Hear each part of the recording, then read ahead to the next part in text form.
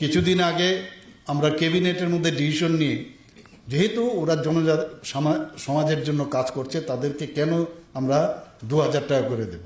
শুধু তাই নয়, অনেক জনজাতি আছে তাদের যে প্রতি 3 বছর 2 বছর পর পর সমাজপতি কিন্তু চেঞ্জ হয়। তো অনেকে আছে যে চাকরি করছে বা অনেকে আছে আপনার পেনশন পাচ্ছে, তাদেরকে কিন্তু দেওয়া হতো না। আমরা এবার ডিসিশন নিলাম, না, যেহেতু সমাজের জন্য কাজ করছে, অনারিয়াম দিচ্ছি, তাদের সবাইকে আমরা দেবো। সেটা উইথড্র আমরা করেছি এবং 2000 থেকে 5000 আমরা করেছি। শুধু তাই নয়, আমি দেখলাম যে এতদিন ধরে মানে 10টা জনজাতি গোষ্ঠীর 10 জন মাত্র মানে এই সমাজপতির যে অনারিয়াম সেটা পেত, এবং এটা উঠানোর পর আমরা দেখছি প্রায় আরও 13-14 জন পেতে পারে। তা আমরা জানি 19টি জনজাতি গোষ্ঠীও আছে। তো দেখা গেল অনেক জায়গার মধ্যে জনজাতি গোষ্ঠী বলে এরকম কোনো এদের সিস্টেম নেই। এবং যখন আমি জানলাম প্রায় 40টার উপরে আরও জনজাতি সাব ট্রাইবস আছে, আমরা ডিসিশন নিলাম বা আলোচনা চলছে, ডিএমদেরকে বলা হয়েছে যে আপনারা খবর নিন কোন কোন জনজাতি গোষ্ঠী আছে। কারোর হয়তোবা প্রধান থাকবে বা অন্য চৌধুরী থাকবে, তো তাদেরকেও এই সমাজপতির মতো তাদেরকে অবলিক দিয়ে দিয়ে আমরা সেটা করছি। তাদের মধ্যেও এই 5000 টাকা দেওয়া যায় কিনা সেই বিষয়ে আমরা চিন্তা ভাবনা করছি। আমরা একটা ধারাবাহিক যে কর্মসূচি, প্রতিবার একটার পর একটা ধারাবাহিক কর্মসূচি আমরা করে যাচ্ছি। আমরা জনজাতিদের উন্নয়ন আমরা চাই, এবং আমার মাননীয় মন্ত্রী শ্রী বিকাশ দেববর্মা মহোদয় পুরো ডিটেলস উনি এখানে বলেছেন যে স্টাইপেন্ড, স্কলারশিপ, বিনামূল্যে পাঠ্য বই, কোচিং, তাছাড়া মেধা পুরস্কার, supplementary education for elementary classes, এবং উচ্চশিক্ষার জন্য এককালীন যে সহায়তা, একলব্য মডেল রেসিডেন্সিয়াল স্কুল সম্পর্কে আপনারা সবাই শুনেছেন। অলরেডি 6টা চালু আছে, আরও 6টা এর মধ্যে উদ্বোধন হবে, আর বাকিগুলো মানে কয়েক দিনের মধ্যে আমরা চেষ্টা করছি 2026-27-এর মধ্যে যাতে সেটা ইনগুরেট করা যায় সেই ব্যবস্থা আমরা করছি।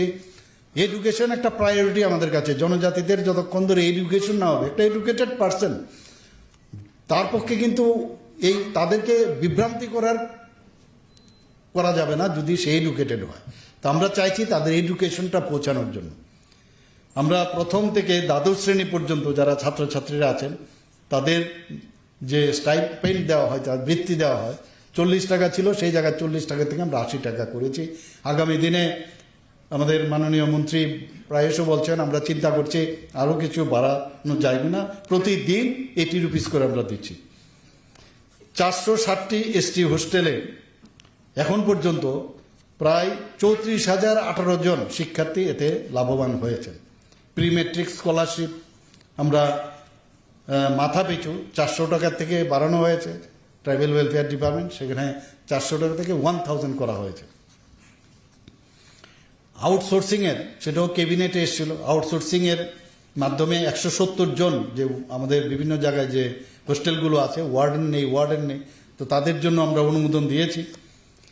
আমরা চিফ মিনিস্টার ট্রাইবাল ডেভেলপমেন্ট মিশনে 50টি সরকারি এসটি হোস্টেলে যে composite solar unit with solar based water purifier, তার জন্য 19 কোটি টাকা স্যাংশন দেওয়া হয়েছে।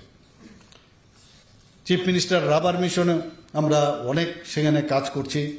আপনারা আত্মা, MGNREGA এবং নাবার্ড থেকে আমরা লোন নিয়েছি, এবং 5 বছরে রাজ্যের রাবার চাষ যাতে আরও, কারণ এখন আমরা দেখছি যে রাবারের উপর ভিত্তি করে আমাদের কিন্তু সোশিও ইকোনমিক্যাল স্ট্যাটা বিশেষ করে জনজাতি গোষ্ঠীর মধ্যে অনেকটা বেড়েছে।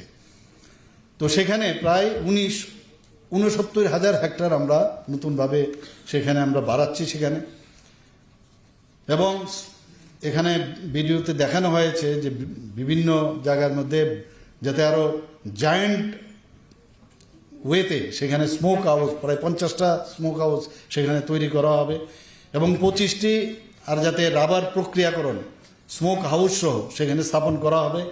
এতে করে আমাদের কাছে অনেক সময় বলে যে কেরালার রাবার অনেকটা বেটার, এবং যে কারণে ত্রিপুরার যে রাবার সেটার কিন্তু দামটা কেরালার রাবার থেকে অনেকটা কম। তো আমি বলেছি, আমি মাননীয় ট্রাইবাল মিনিস্টারকে আমি বলেছি আমাদের রাবার আছে, রাবারের যাতে তার গুণগত মান আরও ভালো হয়, তাহলে কেন সেটা সম্ভব হবে না। তো সেই জন্য আমরা অনেক স্মোক হাউসের স্ট্যান্ডার্ডাইজেশন এবং তাতে করে শীটের যে মানে তার যে স্ট্যান্ডার্ড অনেক বাড়বে। শুধু তাই নয়, অনেক সময় বৃষ্টি হয়, বৃষ্টিতে যে ট্যাপিং যখন করা হয় সেই মরশুমে কিন্তু নষ্ট হওয়ার জন্য রেইন গার্ডিং পদ্ধতি সেটারও ব্যবস্থা আমরা করছি এখানে। আপনারা জানেন যে 15ই নভেম্বর 2023 আমরা রাজ্যভিত্তিক যেটা জনজাতি গৌরব দিবসে chief minister tribal development mission চালু করা হয়েছিল। মেইন উদ্দেশ্য হচ্ছে শিক্ষা, পুষ্টি, পানীয় জল ও স্বাস্থ্য বিধান এবং তাদের যাতে মানে জীবনযাত্রার মান উন্নয়ন হয় সেই বিষয়ে এই যে মিশন সেটা কাজ করছে।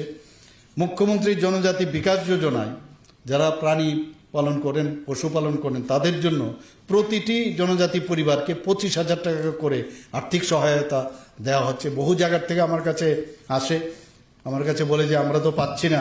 তো এই যে আমাদের যে বিভিন্ন যে আদি কেন্দ্র এইসব ইত্যাদি হয়েছে, সেখান থেকে কিন্তু এখানে মানে মানে একটা জায়গার থেকে সব কিন্তু আপনারা ওয়ান উইন্ডো সিস্টেম, সেখান থেকে কিন্তু এই সুবিধাগুলো আমার কাছেও আসতে হবে না, মিনিস্টার সাহেবের কাছেও আসতে হবে না, সেখান থেকেই হবে। মুখ্যমন্ত্রী জনজাতি বিকাশ যোজনায় 2 বছরে অর্থাৎ 2023-24 এবং 2024-25 অর্থবর্ষে প্রায় 7,670 জন বেনিফিশিয়ারি তারা বেনিফিট পেয়েছেন এবং এখন পর্যন্ত প্রায় 19,18,00,000 টাকা ওনাদেরকে দেওয়া হয়েছে। আমরা এর মধ্যে এখানে দেখানো হয়েছে অলরেডি যে ইলেকট্রিক অটো রিক্সা 500 জন বেকার যারা জনজাতি আছে তাদেরকে দেওয়ার পরিকল্পনা রয়েছে।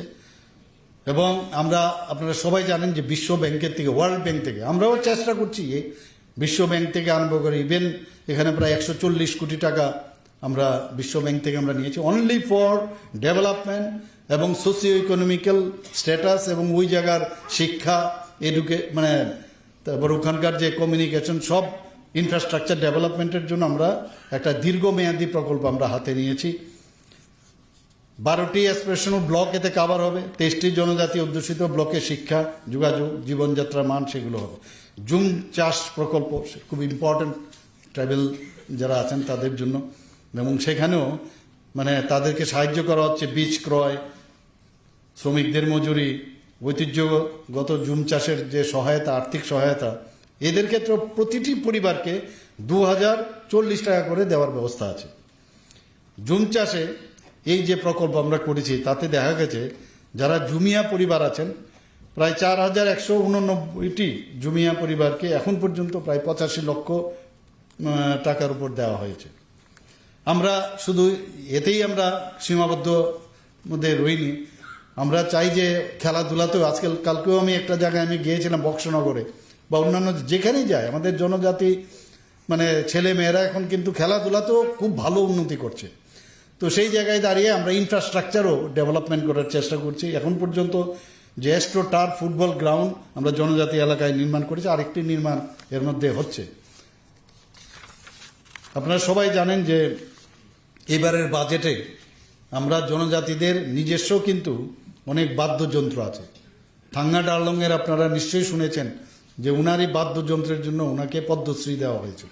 এরকম অনেক অজানা বাদ্যযন্ত্র ওনারা নিজেদের ছিল, সে কিন্তু হারিয়ে যাচ্ছে, এবং তাদের যে যে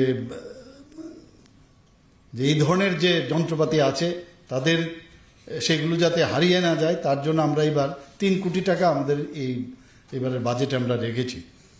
এখানে মুখ্যমন্ত্রীর জনজাতি উন্নয়ন মিশনে আমরা সুপার 100 প্রকল্প একটা শুরু করব।